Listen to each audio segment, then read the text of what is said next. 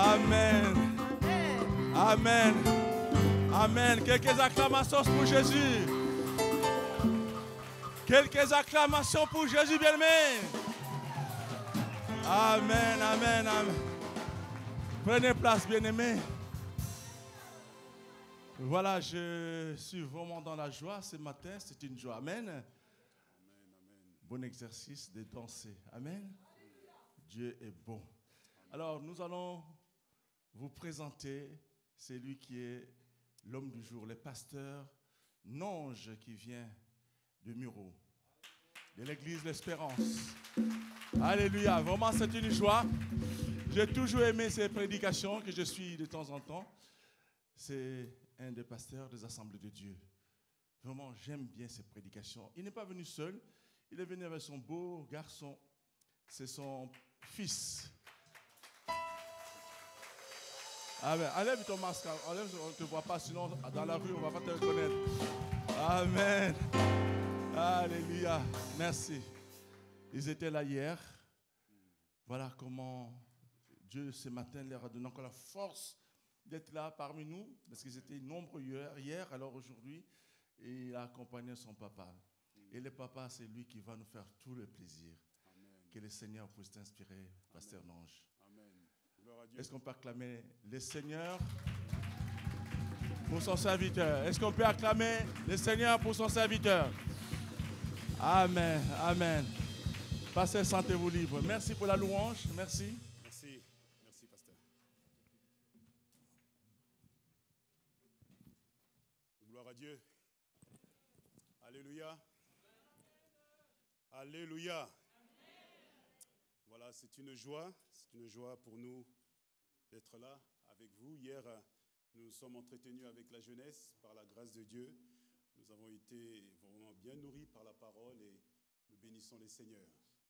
Et je voudrais vous charger de salutations de vos frères et sœurs de l'église Porte d'Espérance de Muro, à qui nous sommes depuis bientôt 4 ans là-bas.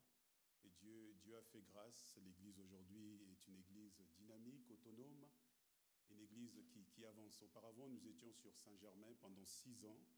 Et avant cela, nous étions sur Livry-Gargan et nous sommes les enfants de l'église de Cergy-Pontoise, la Citadelle. Et vraiment, c'est un privilège pour moi ce matin de pouvoir ouvrir la parole du Seigneur.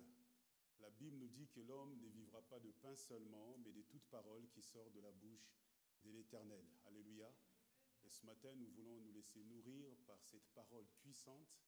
Et très heureux de voir aussi, il y a toutes les générations, les enfants parmi nous, les ados, les jeunes, les adultes, les seniors, et que le Seigneur soit béni ce matin. Alléluia. Nous allons prier avant de pouvoir ouvrir sa parole, demander encore une fois de plus à celui qu'on appelle le Amen de l'Apocalypse, soit présent au milieu de nous, que le Saint-Esprit dispose nos cœurs. Il y a déjà cette belle atmosphère de joie, d'adoration. Dieu siège au milieu de la louange et c'est bien de continuer à louer ainsi le Seigneur. Je me sens à la maison en fait, et je bénis vraiment le Seigneur pour cela. Merci notre Dieu pour la grâce encore nous avons ce matin d'ouvrir ta parole. Merci parce que cette première partie, Seigneur, de culte où tu nous as permis d'exprimer, Seigneur, notre reconnaissance à travers la célébration, à travers l'adoration. Maintenant, Seigneur, nous voulons te laisser nous parler par l'assistance du Saint-Esprit. C'est vrai que tu parles tantôt d'une manière, tantôt d'une autre, mais ce matin particulièrement, tu as choisi le moyen de la prédication de ta parole. Quelle puissance! Paul dira que je n'ai point honte de l'Évangile, car c'est la puissance de Dieu pour le salut de quiconque croit. Merci Seigneur Saint-Esprit pour ta présence qui nous a précédés en ce lieu. Merci pour cette belle atmosphère, Seigneur. Sois au cœur de ta parole. Confirme encore ce matin ta parole par des prodiges, des miracles, Seigneur, qui se fassent au milieu de nous, Seigneur, la dimension de la révélation de Christ, qui se fasse au milieu de nous pendant que ta parole sera proclamée, cette atmosphère de foi qui va procurer la restauration, qui va procurer la guérison, Seigneur, qui va procurer des différentes libérations ce matin, Seigneur, par le nom puissant de Jésus. Que ton nom soit béni, Seigneur notre Dieu, que ton nom soit exalté dans les noms puissants de Jésus. Amen. Amen. Gloire à Dieu. Je voudrais vraiment parler avec l'autorisation du pasteur Jerry, vraiment vous encourager à avoir vraiment cette sensibilité de l'esprit qui est vraiment cette liberté de l'esprit au milieu de nous. C'est un peu mon ministère. Je peux rester dans la parole et puis tout d'un coup, une parole prophétique peut sortir alors que la prédication est annoncée. Cette parole certainement concerne quelqu'un. J'ai vraiment, je pense ce matin qu'il va y avoir une belle libération au milieu de nous. Dieu va décharger énormément. Je vois des personnes qui sont quand même alourdies par des fardeaux personnels, individuels, que même le pasteur ne sait pas, mais tu es là, tu as ce fardeau. Et ce matin, à travers la prédication de l'évangile, je voudrais vraiment t'encourager à ouvrir ton cœur et à laisser Dieu te décharger, parce qu'il nous dit, venez à moi, vous tous qui êtes chargés, vous tous qui êtes fatigués, et l'Éternel lui-même, il te donnera le repos ce matin. Le repos de Dieu est là par le Saint-Esprit. Il y a sa liberté, il y a aussi le repos de Dieu. Et ce matin, je voudrais vraiment laisser cette parole pour toi, une sœur, un frère, un jeune homme, une jeune fille. Vraiment, décharge-toi ce matin auprès du Seigneur. Amen. Afin que tu puisses entrer dans cette belle destinée que Dieu a préparée. Bien avant que tu viennes dans ce monde, Dieu a préparé des belles choses pour toi. Dieu a préparé de belles choses pour toi. C'est vrai que tu es peut-être dans une situation très sombre, tu te questionnes énormément, il y a même une remise en cause de ta foi, de ta marche avec le Seigneur. Tu te dis, mais je marche avec Dieu, mais je rencontre des galères en galères, c'est très compliqué, d'échec en échec, mais je déclare ce matin, au nom puissant de Jésus, Dieu enlève tout esprit de non-aboutissement dans ta vie. Dieu balaie tout échec et si tu saisis fermement cette parole, tu verras la gloire de Dieu. Tu verras la gloire de Dieu dans les jours à venir, dans les semaines, dans les mois à venir. Tu vas vivre les miracles de Dieu. Les miracles de Dieu ne dépendent pas de tes capacités, mais ça vient de lui. Il va t'ouvrir des portes que toi-même tu ne comprendras pas. Pourtant, tu as essayé pendant des années, pendant des mois.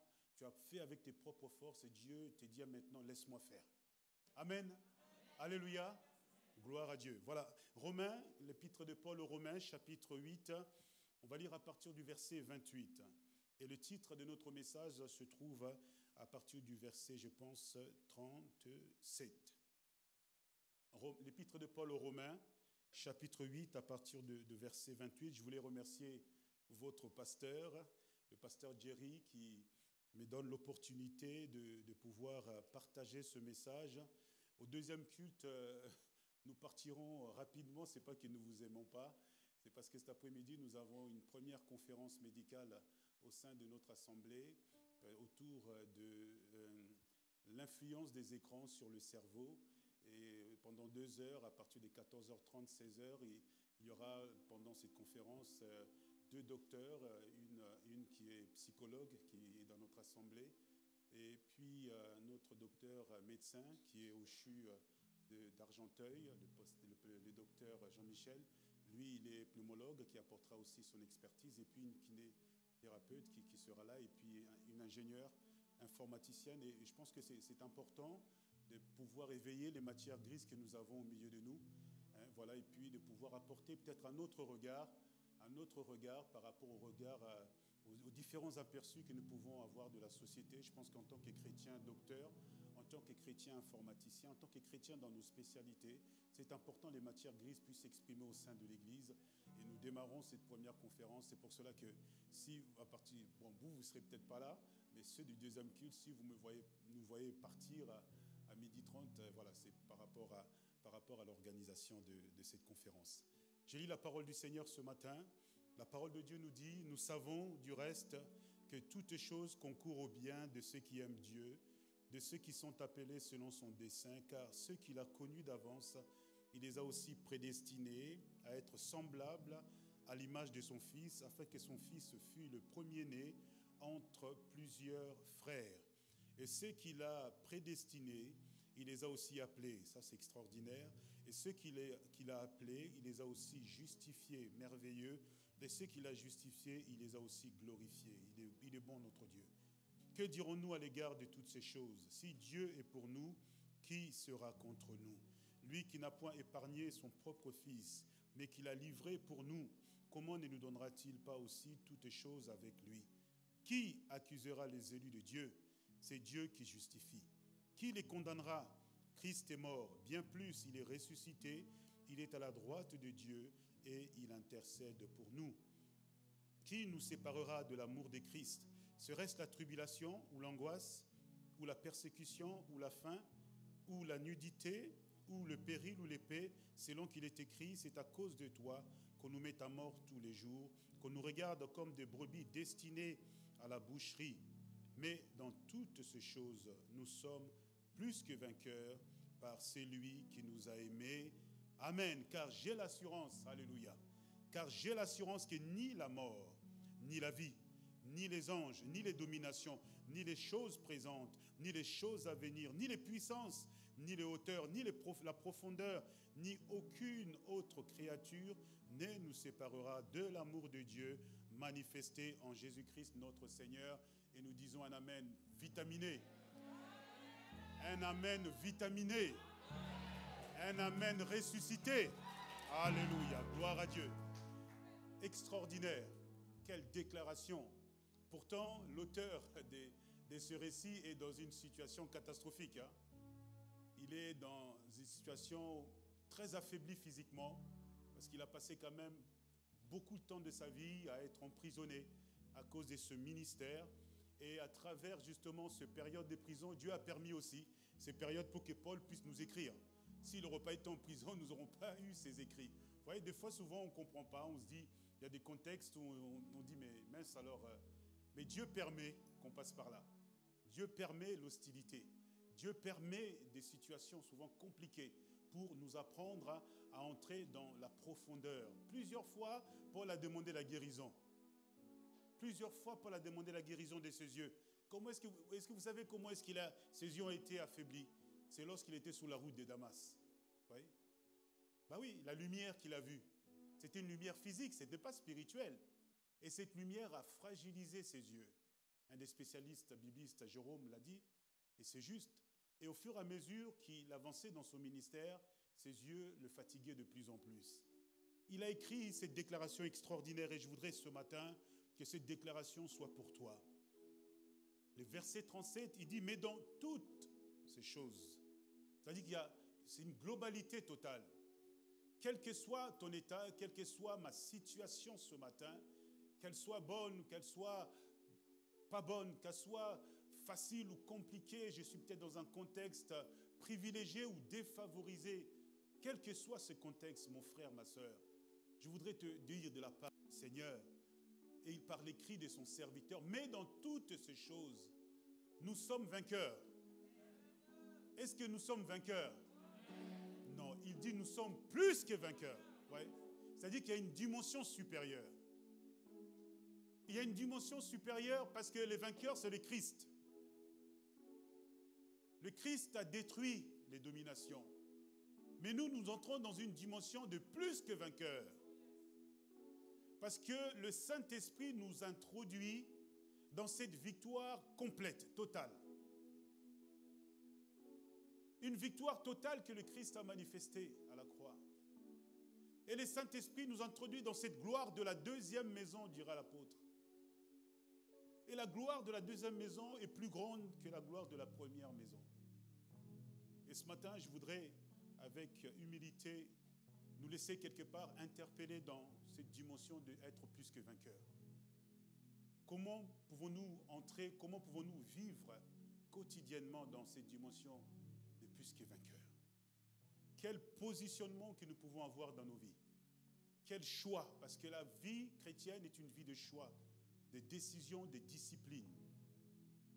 Si nous sommes des personnes dispersées, si nous ne prenons pas position par rapport à certaines situations de notre vie, position sur la base de sa parole, parce que nous sommes bâtis sur le rocher, et ce rocher s'appelle Christ, et ce rocher, c'est sa parole. Et notre foi grandit au contact de la parole du Seigneur. Et c'est pour cela que c'est important pour nous de nous positionner, non pas par rapport à nos expériences, parce que souvent les expériences peuvent nous tromper. Parce que les expériences ne se ressemblent pas. Les saisons ne se ressemblent pas. Et c'est lui qui est le maître des temps et des circonstances, c'est notre Dieu. Il peut permettre des saisons propices, comme il peut permettre des saisons où nous avons l'impression que Dieu n'est pas avec nous. Et pourtant, il est là. Plus que jamais, il est là. Plus que jamais, il est proche de nous. Et ce matin, je voudrais qu'on puisse parler de deux personnes, particulièrement deux fils. Deux fils qui vont imager ces deux dimensions. La dimension de l'esprit, une dimension spirituelle que je voudrais que tu puisses adopter ce matin, et une dimension charnelle, opportuniste, que je voudrais que tu puisses effacer, faire disparaître ce matin. Ces deux fils se trouvent dans la parole du Seigneur, dans le livre de Juges. On va commencer Juges chapitre 8. À partir du verset 29.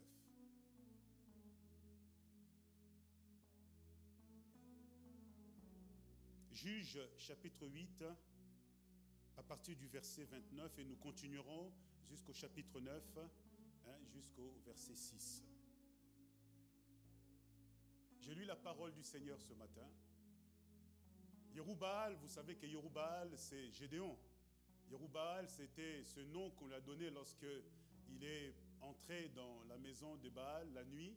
Son père était un maître, un prêtre de Baal. Et Gédéon, touché par la puissance de Dieu, l'amour de Dieu, va avoir ce courage d'entrer la nuit pour renverser tous les statues, tous ces faux dieux que son père adorait. Et le lendemain, son père revient scandalisé, ne comprend pas qu'est-ce qui se passe. Et puis, ils vont faire une enquête, ils vont savoir que c'est Gédéon, son propre fils, qui l'a fait. Et à l'époque, lorsque une telle blasphème, c'est la mort. C'est-à-dire c'était la mort qui était réservée à Gédéon, mais Dieu a agi à travers son père qui était prêtre. Oh, mon frère, c'est que toi tu vois mal est au contrôle de la main du Seigneur. Celui que tu crois qui est ton ennemi, c'est celui-là que Dieu peut utiliser pour être une bénédiction pour toi. Pourtant, son père est prêtre de Baal, un mystique qu'on va employer aujourd'hui. Mais Dieu va utiliser son père pour défendre son fils. Son père va dire, mais si Baal est réellement Dieu, que Baal plaide sa propre cause, que Baal défende. Mais pourquoi ce silence?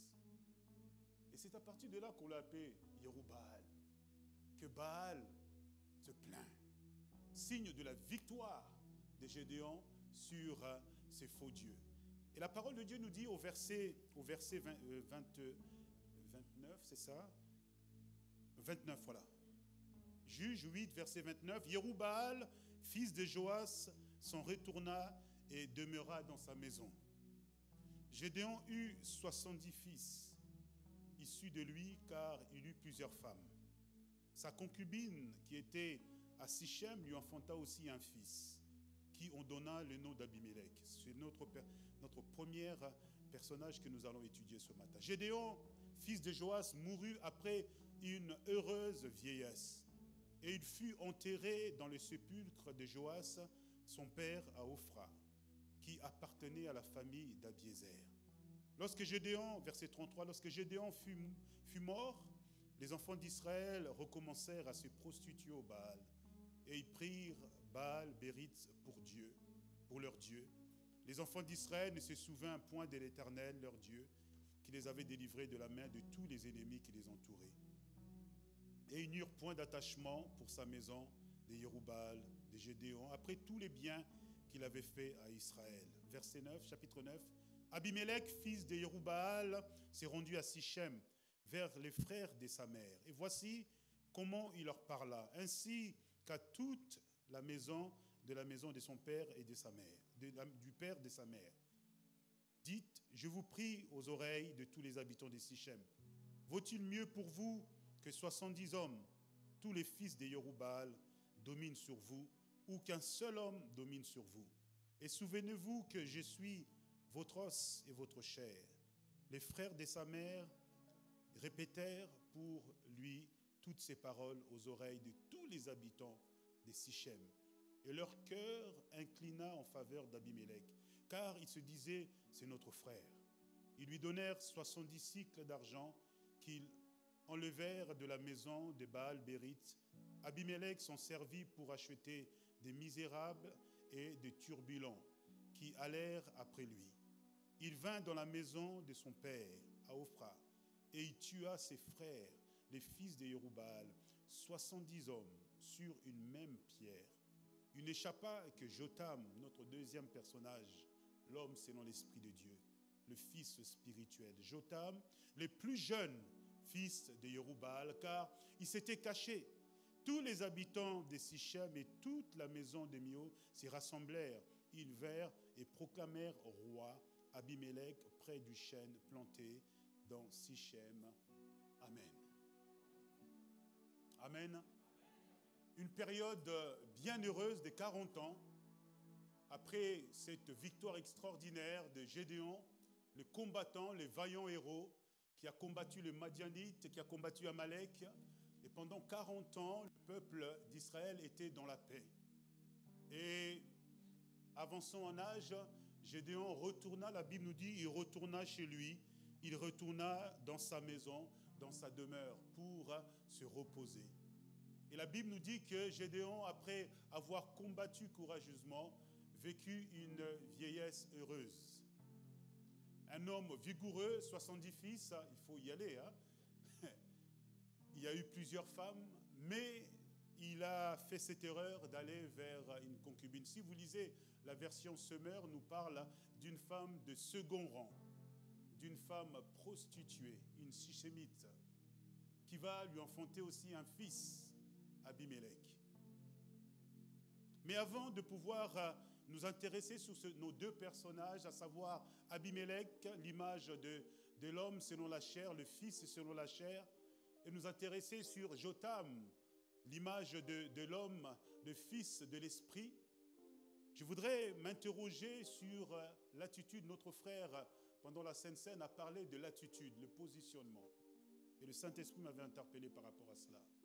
L'attitude du peuple. On le voit tout de suite au verset 33. Lorsque Gédéon mourut, la Bible nous dit que les enfants d'Israël recommencèrent à se prostituer au Baal. Et ils prirent Baal-Bérith pour leur Dieu. Et particulièrement le verset 34 m'interroge encore particulièrement. La Bible nous dit que les enfants d'Israël ne se souvinrent point de l'Éternel leur Dieu, qui les avait délivrés de la main de tous les ennemis qui les entouraient. Le peuple de Dieu a oublié Dieu. Le peuple de Dieu ne se souvient plus de l'Éternel. Oh mon frère, ma sœur, comment peut-on oublier Dieu? Comment peut-on oublier celui qui tient les livres des souvenirs devant lui? Lui, il ne nous oublie pas. La Bible dit qu'il est avec nous tous les jours de notre vie, jusqu'à la fin du monde. Mon frère, ma sœur, ce matin, où en es-tu avec Dieu?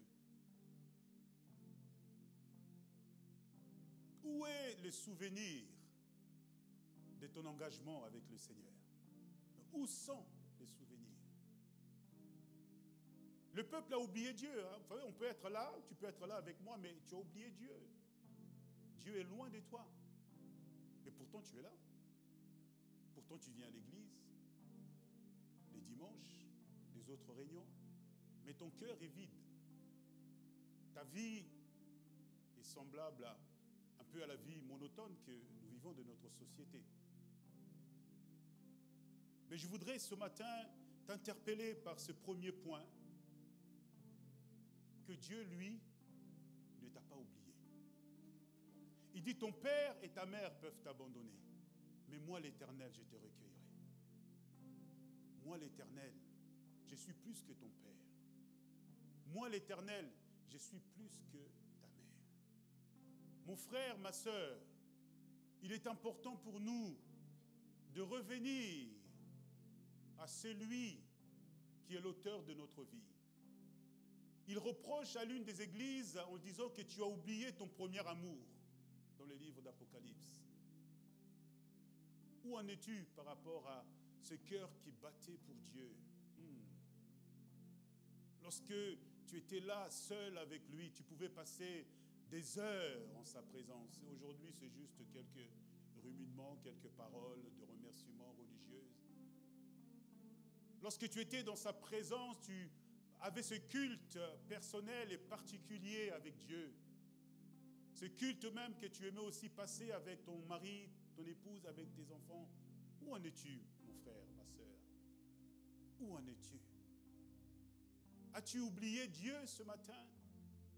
As-tu oublié Dieu pendant peut-être des mois, des années? Et cela devient comme une routine.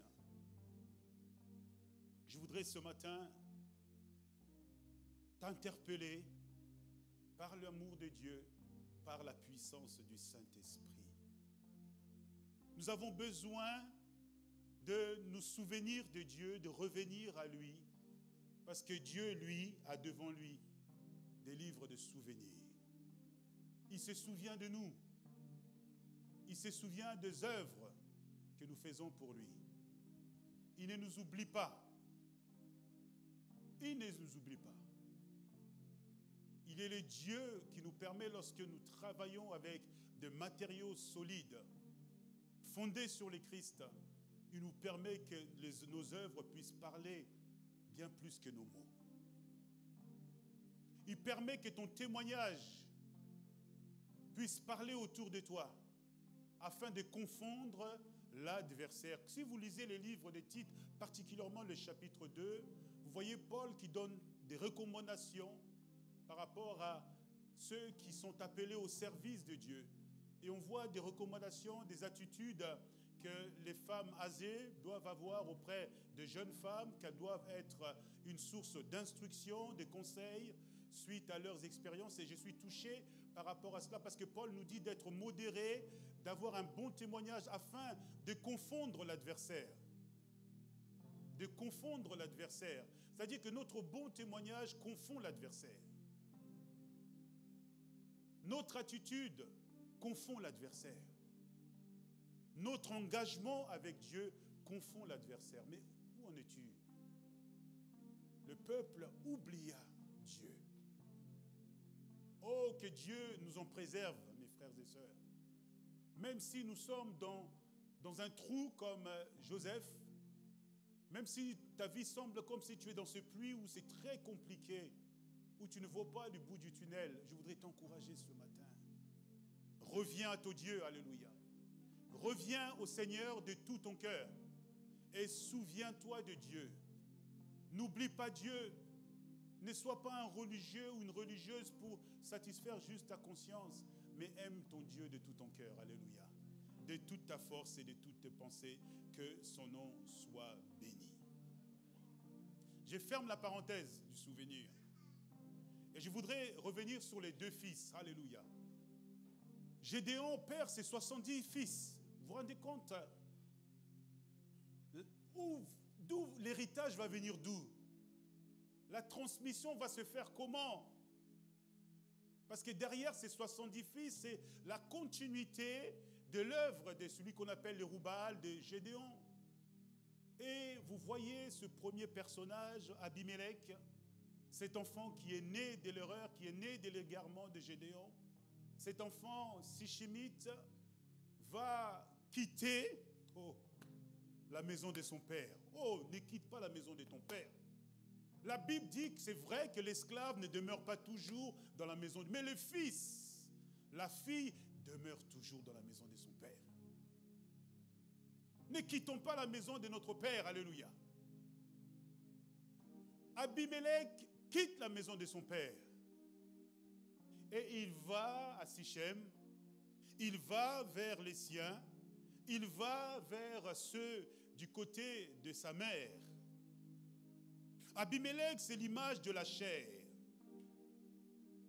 Abimelech, c'est le fils de la violence. Abimelech, c'est le fils de la haine. Abimelech, c'est le fils de l'opportunisme. Je ne dis pas que l'opportunité ne vient pas de Dieu, puisque dans le temps kairos Dans le temps de Dieu, l'une des définitions de Kairos, c'est l'opportunité que Dieu nous permet. Mais dans une bonne posture, dans un bon positionnement, cette opportunité doit être accompagnée de bons sentiments. Mais ça n'a pas été le cas d'Abimelech. Il a vu une opportunité de s'asseoir sur le trône. Il a vu là une opportunité de pouvoir régner. Alors qu'est-ce qui va se passer? Le meurtre. Le meurtre dans sa propre maison. Il va tailler cette pierre, pris des ustensiles d'adoration, d'idolâtrie, de Baal, Bérit, toute cette richesse. Et avec cette pierre, il va tuer ses 70 frères. Vous vous rendez compte? Il va tuer ses 70 frères. Oh, je voudrais proclamer pour toi ce matin que tout esprit de mort, des morts prématurées, ne touchera pas ta maison au nom puissant de Jésus. Tout esprit de maladie qui voudrait s'introduire dans le but de déstabiliser ta famille, l'équilibre de ta famille, n'aura pas sa place au nom puissant de Jésus. Oui, mon frère, l'une des armes que le diable utilise, c'est la mort. Et cette mort, c'est afin de bloquer le plan de Dieu, de bloquer la destinée que Dieu a préparée, que tout esprit d'Abimelech soit balayé dans ta vie au nom puissant de Jésus. Que le Dieu de la vie, qui nous a rendus plus que vainqueurs, puisse te donner la posture, parce que dans la vie de prière, il y a un moment de prière de supplication, il y a un moment de prière d'adoration, mais il y a un moment de prière où il faut que tu te positionnes. Parce que c'est une affaire de vie ou de mort. Et lorsqu'on est dans cette position, mon frère, ma soeur, ce n'est pas des bégaiements, hein? Mais je m'élève pour le salut de mes enfants. Je m'élève pour le salut de mon époux, de mon épouse. Je m'élève pour le salut des habitants de Chambly. Et là, je me lève et puis je vais au combat. Alléluia. Je vais au combat parce que je sais que mon combat n'est pas contre la chair et contre le sang, mais mon combat est contre des principautés, les dominations, Ephésiens 6, 10, contre les puissances de l'air, contre ces autorités qui influencent notre génération. Je m'élève contre tout esprit d'Abimelech qui voudrait s'introduire dans mon foyer, qui voudrait apporter la mort prématurée. Je m'élève et je me positionne parce que je suis une servante de Dieu, parce que je suis un serviteur de Dieu, parce que j'ai l'autorité. Tout pouvoir, bien sûr, a été donné à Christ, mais le Seigneur m'a délégué par le Saint-Esprit son autorité. Afin que ce que tu vas lier sur la terre sera lié dans les cieux. Ce que tu vas délier sur la terre aura de l'impact dans le ciel, au nom puissant de Jésus. Oui, mon frère, ma soeur, tu n'es pas n'importe qui. Répète, je ne suis pas n'importe qui. Je suis un serviteur, une servante de Dieu. Et j'ai l'autorité sur l'influence terrestre et l'influence spirituelle et invisible. Et au nom de Jésus, je décide de me lever, alléluia, de me positionner contre tout esprit de mort, tout esprit d'Abimelech qui voudrait agresser, qui voudrait détruire ma destinée, mon foyer, ma maison.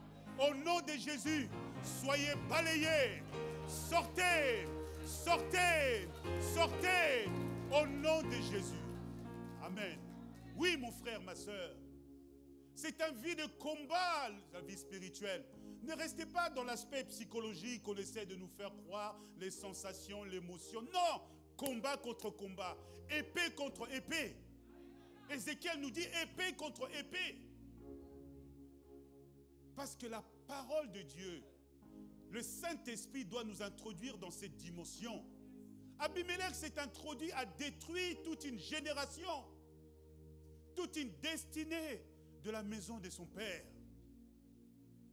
De la maison de son père. Et à un moment, Dieu va dire stop. Dieu va dire stop. Si vous lisez un peu plus loin, le chapitre 9, on va voir à un moment, Dieu va envoyer un esprit mauvais entre Abimelech et le peuple de Sichem.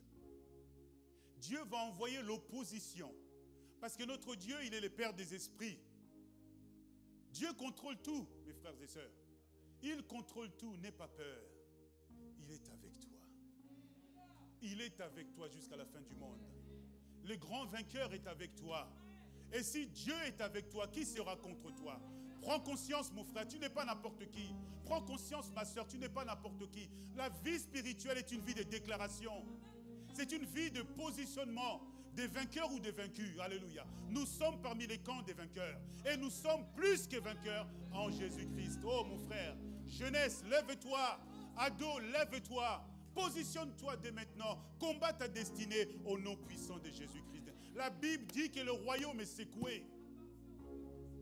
Le royaume est secoué par ceux qui sont violents, par ceux qui se positionnent, par ceux qui, comme Samuel, ne laissent pas tomber une miette de la table du Seigneur, mais qui prennent en compte chaque mot, chaque phrase de la part du Seigneur et le mettent en pratique au nom puissant de Jésus-Christ de Nazareth. Et regardez la mort d'Abimelech. Oh, quelle tristesse! Si vous lisez les chapitres 53, il va régner pendant une certaine période, 3-4 ans, mais il va mourir comme un rien. C'est une femme qui va jeter une meule du haut de sa fenêtre et cette meule va fracasser la tête d'Abimelech. Et je te dis ce matin que Dieu te donne autorité de casser la tête de Léviathan, de couper la tête de Léviathan, toutes ces puissances des ténèbres qui veulent t'introduire dans le péché, qui veulent te séduire. L'esprit de Jézabel, alors que tu es un homme marié, tu es une femme mariée, respecte ton foyer, respecte la sainteté, respecte la fidélité. Alléluia. Dieu te donne l'autorité parce que tu as dans ta main l'épée à double tranchant. Et cette épée doit être utilisée. Oh. Ton épée, tu es là, tu le mets dans le fourreau tout le temps. Mais utilise ton épée, mon frère. Utilise ton épée, ma soeur. Et cette épée te sert à couper la tête contre qui? Des Léviathans. L'esprit de Jézabel, lisez. Cette parole que Dieu parle à l'église de Thyatire. Il dit, c'est vrai que tes œuvres sont bonnes. Mais c'est que j'ai à te reprocher, oh l'église de Thyatire. C'est que tu as laissé Jézabel entrer dans l'église. Oh, pasteur Géry. Jézabel ne puisse pas avoir sa place ici. Oh, les anciens, que vous soyez des garde-fous au nom puissant de Jésus. Oh, encadrez vos jeunesses, encadrez vos filles, encadrez vos garçons. Ne laissez pas l'esprit de Jézabel s'introduire parce que ça fait des dégâts. Elle fait des dégâts. Et la Bible nous dit, pour imaginer que dans son lit, il y a qui? Des serviteurs de Dieu, des prophètes. Scandale sous scandale aujourd'hui. Scandale sous scandale, des ministères qui chutent, des ministères, c'est celui, c'est là qui dit des grands ministères et puis tout d'un coup scandale. On n'a pas besoin d'être dans le Facebook pour être connu, mes frères et sœurs. Dieu n'a pas besoin de Facebook, papa. Dieu est Dieu. Dieu est Dieu. Est-ce que les prophètes, on le voyait comme ça? Non, les prophètes étaient toujours dans le secret. Aujourd'hui, vous voyez des archibishops ceci, des archibishops cela. Le prophète est dans le secret. Naaman s'est déplacé. Ce n'est pas le prophète qui est venu à lui. Alléluia. Naaman s'est déplacé. Le prophète était là dans sa maison. Mon frère, reste dans ta maison. Reste dans ta maison. Pourquoi tu es tout le temps dehors? Pourquoi? Pourquoi tu fuis ta maison? Ma soeur, pourquoi tu fuis ta maison? Reste dans ta maison. Gédéon est resté dans sa maison. Le calme, la présence de Dieu. Naaman s'est déplacé. Et même quand il est arrivé, le prophète ne s'est pas dépêché. Pourtant, Naaman, c'est un homme influent. Un général qui a combattu, qui a gagné contre les Syriens. Quelqu'un de réputé. Et même là, le prophète va envoyer son serviteur. Oh, Naaman était frustré. Il m'a dit, mais c'est pas possible ça. Je viens quand même le voir. Il m'envoie un va-nu-pied pour me donner des consignes. Que je dois me laver 7 fois. Naaman était furieux. Et son jeune conseiller lui a dit, mais mon Seigneur, va te laver. Regarde, tu es lépreux de la tête aux pieds. L'homme de Dieu t'a donné des recommandations. Va. Il a béni le bien. Même les biens, l'homme de Dieu n'a pas pris ses biens. Mon frère, ma soeur, le ministère ne doit pas être vendu. Le ministère ne doit pas de finances, un richissime par-ci ou par-là. Si, il y a des partenaires, gloire à Dieu. Mais mais les ministères dépendent de Dieu. Parce que l'or et l'argent appartiennent à notre Dieu. C'est l'église que vous devez mettre bien votre pasteur, financièrement. Vous devez prendre en charge votre pasteur. Ça fait partie de la loi du Seigneur. Et ça, c'est important, mes frères et sœurs. Parce que derrière le pasteur, il y a toute la famille. Il y a des enfants. Il y a des enjeux. Moi-même, mon fils d'école de commerce, il faut payer. Est-ce que vous croyez que c'est avec un simple salaire du pasteur? Mais on a besoin aussi. Il y a aussi des besoins financiers qui sont là. Et c'est vous qui êtes l'église. Vous êtes ses enfants. Vous êtes sa maison. Mettez votre pasteur à l'aise. Avec toute sa famille à l'aise. Lorsque l'homme de Dieu est à l'aise, les paroles prophétiques sont libérées. Mais s'il faut à chaque fois s'interroger, ce mois-ci ça va être compliqué. Comment est-ce que je vais... Mes frères, moi je vous dis, il ne m'a pas parlé de ça, mais je vous parle de la part du Seigneur. Lorsque je suis arrivé à l'église de Muro, on venait de Saint-Germain-en-Laye. La mission intérieure nous a envoyés parce que l'église avait besoin. On avait deux possibilités, soit aller à quelques pas de la Tour Eiffel avec un gros budget, une grosse structure, soit d'aller au Muro. Et je me souviens avoir réuni mon fils, mes enfants. Dieu m'en a donné 5 par sa grâce. Et puis, là aussi, vous voyez, on n'est pas là tout le temps à imposer les choses. Et j'ai dialogué avec ma femme, mes enfants. Je dis voilà, on a fait 6 ans à Saint-Germain, par la grâce de Dieu, l'église a grandi. On a pu les amener dans leurs locaux avec Yann-Antoine. Yann est resté. Et puis, je disais, voilà, on a ces deux opportunités. Soit d'aller dans une assemblée en plein cœur de Paris, à quelques mètres de la Tour Eiffel, avec un gros budget, on sera à l'aise financièrement. Soit d'aller au Muro. Là, il faut tout refaire financièrement, c'est très compliqué. On va être soutenu par la mission intérieure. On ne sait pas pour combien de périodes, pour combien de temps. Comment faire? Il y avait le silence. Silence total. Et ma fille, Dorcas, a dit, papa, allons au Muro. Parce qu'il y a vraiment des besoins. Ça me fait de la peine de voir l'église passer par des moments de turbulence. Elle monte, elle chute, elle monte, elle chute. J'ai dit, ok, merci. Et puis, dans la prière, avec mon épouse, dans la prière, Dieu nous a dit d'aller au Muro. Et lorsque je suis parti voir le collègue, en le disant, le collègue de Paris me disait, mais pasteur, toi, tu n'es pas posé. Tu vas retourner là-bas, il y a quoi là-bas? Moi, je t'offre un budget, plus de 200 000 € de budget de fonctionnement. Là, tu vas aller reprendre une église où il faut tout refaire financièrement. Je dis, oh, l'homme de Dieu, merci beaucoup. Bon, moi, je te bénis. Merci d'avoir pensé à moi. Mais nous irons quand même au Muro. Nous irons quand même au Muro. Quelqu'un disait, vaut mieux aller dans le désert avec Dieu que de rester dans le palais des pharaons sans Dieu. Vaut mieux aller dans le désert avec Dieu que de rester dans le bling-bling pharaonique sans Dieu. Et nous avons vu la main de Dieu. Ça n'a pas été facile. Oh oui. Il fallait structurer l'église. Il fallait amener l'église dans son autonomie. Pas simplement revitaliser l'église, mais une autonomie financière. Mais une autonomie financière, pas simplement régler les charges quotidiennes, mais aussi prendre en charge pleinement les ministères. Et Dieu nous a fait grâce.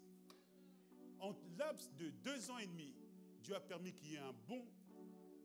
Dieu a permis qu'il y ait des personnes aux ressources qui se lèvent. Et aujourd'hui, ça va faire 4 ans. Depuis 17 novembre qu'on est là-bas. Dieu aujourd'hui a permis que l'Église est autonome. L'Église a ses 3 structures, des 3 associations, l'autonomie totale. L'Église dépend que de ses propres biens. Il n'y a pas une autre succursale qui gère, mais l'Église a eu son autonomie. Mais c'est parce qu'il faut avoir la foi et il faut que chacun d'entre vous, vous soyez responsable. Qu'est-ce que vous voulez pour votre Église? Qu'est-ce que vous voulez pour votre Église? Et la vision de votre pasteur. C'est important, mes frères et sœurs. Et aujourd'hui, le fait que l'Église a eu son autonomie, j'ai vu que psychologiquement, ce n'était pas évident. Au fur et à mesure qu'on avançait, je sentais les frères et sœurs. Pourtant, il y a cette foi, mais je voyais la peur. Oh, que tout esprit de peur soit balayé. Nous servons Dieu, n'ayez pas peur. Parce qu'il disait, mais pasteur, qu'on va être autonome, mais l'église de Saint-Germain va se détacher, l'église des mondes. Je dis, mais moi je suis venu ici pour vous amener à l'autonomie. Je ne suis pas venu ici pour vous amener à l'assistanat. Je n'aime pas l'assistanat. Et Dieu a fait grâce. Dieu a fait grâce. Et aujourd'hui, l'église est autonome. Aujourd'hui, on peut lancer nos propres projets. Aujourd'hui, on peut aller plus loin. Aujourd'hui, on va démarrer des groupes de maisons. Et si Dieu nous fait grâce demain d'avoir une église où filles, allons par la foi, parce que les choses de Dieu se font par la foi. Dieu cherche des hommes et des femmes de conviction. Après l'or et l'argent, Dieu donnera. Papa, c'est une parole pour toi. Prends courage, n'aie pas peur, allez-y et accompagnez votre papa à l'église. Parce que lorsque peut-être il vous posera cette vision, il ne faut pas les lâcher derrière. Mais vous êtes avec lui. Alléluia. Que Dieu vous bénisse. Parce que papa me demandait hier, comment tu fais? Voilà, j'ai libéré cette parole au nom puissant de Jésus. Alors, il me reste quelques minutes par rapport à Jotam, le fils spirituel. Jotam veut dire Yahvé, mon intégrité. Jotam veut dire Yahvé, ma droiture. Et si vous lisez un peu plus loin, à partir du verset 7 du chapitre 9 des Juges, on va voir ce fils Jotam qui a, je vous parle un peu de son CV très rapidement. Il est le dernier de sa famille. Et sa famille est la plus petite de Abiezer. Et sa tribu, sa famille est la plus petite de Manassé. Et Manassé est la plus petite des tribus de 12. Ça vous fait penser à personne, ça? Son propre père, Gédéon. Son propre père, Gédéon. Et à travers cela, on va voir un jeune homme courageux qui va se lever, qui va être sur les hauteurs de la montagne, le mont Garizim. Et puis là, il va parler. Il va parler. Jotam, c'est le fruit du courage. Dieu a besoin des hommes et des femmes courageux. La foi nous procure le courage. La foi fait déplacer les montagnes. Et Jotam, malgré qu'il est seul, il a plus ses 70 frères. Il est dans un état de faiblesse devant Abimelech et ses frères chisémites. Mais Jotam va y aller. Il nous faut du courage, mes frères et sœurs. Nous qui sommes des hommes et des femmes de l'esprit, nous avons besoin du courage. Parce qu'il faut du courage pour annoncer l'évangile. Il faut du courage pour se lever et puis pouvoir prendre autorité. Et Jotam va le faire. Et il va rappeler l'ingratitude des Chisémites. Et il va rappeler le souvenir de son père, Gédéon. Il va rappeler les hauts faits de Gédéon. Et Sichem, pour ceux qui aiment la parole de Dieu, les biblistes, cette déclaration lors du crépuscule de la vie de Josué, pour ceux qui prennent note, Josué 24, à partir du verset 1 jusqu'à la fin, c'est à Sichem que Josué va comme proclamer à nouveau comme cette alliance à Dieu, avec Dieu. Et c'est à Sichem que Gédéon va dire cette parole extraordinaire, si vous pouvez le mettre, Gédéon 24 à partir du verset 14. On voit Gédéon qui va rappeler toujours le peuple à se positionner devant Dieu. Josué 24 à partir du verset 14. La Bible nous dit, maintenant, craignez l'Éternel et servez-le avec intégrité et fidélité. Faites disparaître les dieux qu'ont servi vos pères de l'autre côté du fleuve en Égypte et servez l'Éternel. Le verset 15. Si vous ne trouvez pas bon de servir l'Éternel, choisissez aujourd'hui. La Bible dit c'est aujourd'hui le jour de ton salut. Choisissez aujourd'hui qui vous voulez servir. Ou les dieux que servaient vos pères au-delà du fleuve, ou les dieux des Amoréens dans le pays desquels vous habitez. Mais en tout cas, Josué, lui, finit ce récit par cette déclaration extraordinaire. Moi et ma maison, nous servirons l'Éternel. Alléluia. Moi et ma maison, nous servirons l'Éternel. Point barre. Il n'y a pas de moi et ma maison, nous servirons l'Éternel. Que tu sois content, que tu ne sois pas content, c'est mon choix. Oui, mon frère, ma soeur. Moi et ma maison, nous servirons l'Éternel. Et Jotam, quelques années après, se positionne comme Josué. Il va à Sichem. Il se met sur le mont Garizim, l'une des montagnes de Dieu. Alléluia. Et là, il va prêcher. Il va leur parler. Il va leur apporter des paroles, des connaissances à travers cette parabole. Et il va leur dire, si réellement Dieu a choisi Abimelech pour régner sur vous, gloire à lui. Mais si ce n'est pas Dieu, le feu de l'Éternel va embraser les Sichémites et Abimelech. Et Jotam, la Bible nous dit qu'il fuya. Il partit loin de son frère, loin du péché, loin de mauvaises influences. Et nous avons besoin, mes frères et sœurs, de ce courage. Et je voudrais parler très rapidement de ces 3 clés qui personnalisent Jotam. Ces 3 clés qui fait que Jotam est un homme particulier, un fils spirituel. Jotam, l'une des clés, c'est la foi. Jotam est un homme de foi. Parce qu'il s'est souvenu de tout ce que son père a fait. Et son père est un homme de foi. Parce que pour triompher des Madianites, au début, il y avait 32 000 personnes, et puis Dieu a fait son tri. Ils n'étaient plus que, pas 3 000, mais ils étaient 300. Et avec ces 300, Dieu a travaillé puissamment. C'est-à-dire que la foi de son père lui a été transmise. Il y a eu une communication, il y a eu comme un impact, alléluia. Jotam, un homme de foi. Deuxième clé, Jotam est un homme qui aime la sainteté de Dieu. La sainteté de Dieu. Jotam a rappelé quelque part aux Sichémites, mais vous adorez encore des faux dieux, les Baal Béritz. Mais quelque part indirectement, il leur disait, revenez à Dieu, à l'Éternel, notre Dieu. Et comme Josué nous encourage à servir Dieu dans sa fidélité, dans sa sainteté. Et troisième clé, Jotam est l'image même d'une transmission, d'un héritage extraordinaire que Gédéon a transmis à travers Jotam. On voit les fruits d'une bonne éducation. Et je voudrais encourager les parents ce matin. Oh, prends le temps de prier avec tes enfants. Prends le temps de parler avec tes enfants. Prends le temps à communiquer cette foi à cette génération qui en a besoin.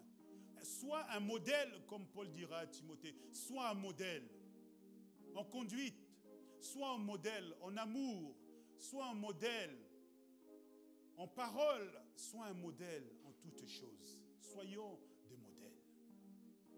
Et Gédéon a été un modèle pour Jotam. Et à travers cette déclaration, cette sainteté, cette transmission, on a vu la puissance de Dieu se manifester. Puisque si vous lisez le dernier verset de Juge 9, les versets 57, on va voir comment est-ce que Abimelech va être tué. Il va tellement avoir honte, il va dire non, il va voir un de ses serviteurs, il dit non, il faut transperce-moi parce que je ne veux pas qu'en Israël, qu'on se souvienne de moi en disant que c'est une femme qui l'a tué. Et puis, il y a une parole extraordinaire à la fin de ce verset 57. On nous dit que l'Éternel a accompli, regardez, Dieu fit retomber sur la tête des gens de Sichem tous les mal qu'ils avaient fait. Ainsi s'accomplit, alléluia, sur eux la malédiction de Jotam, fils de Jéroboam. Oh mon frère, ma soeur, tes paroles ont du poids. La transmission se fait aussi par la parole. Déclare des bonnes choses sur tes enfants. Même si peut-être ils ont une capacité d'acquisition peut-être plus lente que les autres, mais déclare. Ne dis pas à ton enfant tu es nul. Parce que ça reste dans son psyché. Ne dis pas à ton enfant que oh, tu n'es bon à rien ou tu ne... Non, parce que tu tues spirituellement ton enfant. Parce que tout ce que nous disons a de l'impact au niveau spirituel. Même dans la colère, maîtrise. Mets un filtre dans tes mots. Parce qu'une parole d'un père, une parole d'une mère a de l'influence spirituelle sur l'enfant. Quelle que soit son origine, quelle que soit croyance ou pas. C'est pour ça, mes frères et sœurs, même ton père qui n'est pas en Christ, ses paroles ont du poids spirituellement. Soyez en bon contact avec vos parents. Soyez en bon contact avec vos enfants, avec vos pères, vos mères. Même si ils ne sont pas en Christ manifestent de l'amour. Parce que leurs bénédictions ont du poids sur ta vie. Au nom puissant de Jésus. Amen. Et je voudrais finir. On revient sur notre verset d'introduction, Romains chapitre 8.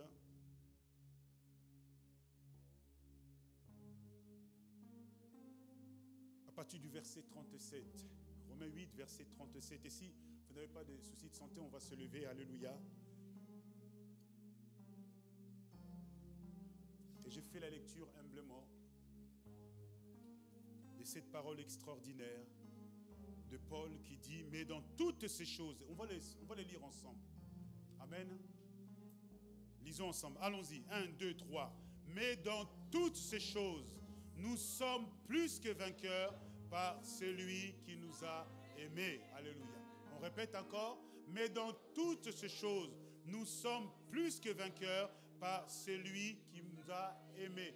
Maintenant, tu vas personnaliser cette parole pour toi en disant, mais dans toutes ces choses, je suis plus que vainqueur par celui qui m'a aimé. On répète encore.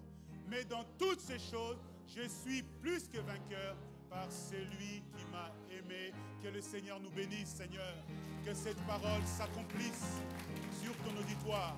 Au nom puissant de Jésus. Amen. Merci beaucoup.